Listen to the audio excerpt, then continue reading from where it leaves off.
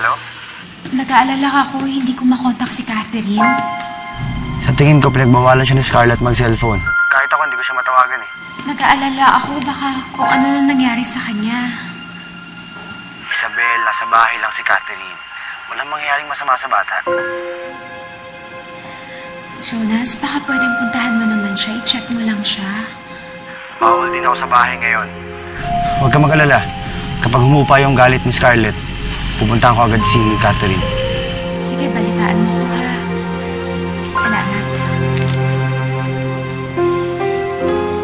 Kasalanan mo kasi to eh. Kung hindi dahil dyan sa kapalpakan mo, hindi magkikita si Isabel pati si Catherine. Ayan, magkasundo na tuloy sila. I object. Pareho tayong hindi nagbantay. Hindi ba nagtsikahan pa nga tayo? So pareho tayong guilty. Bakit? Trabaho ko ba magbantay?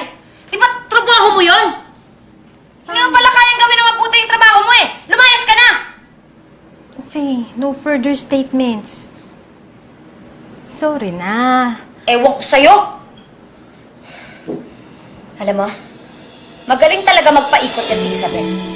At sigurado ako na napaikot lang niya si Benedict, kaya niya nakuha. Napaikot din niya si Mama. Napaikot niya si Jonas at ngayon si Catherine. Kaya kinakalaban ako ng bata. Pero in fairness dyan sa anak mo, ha? Palaban? Mana sa'yo. Ay, naku.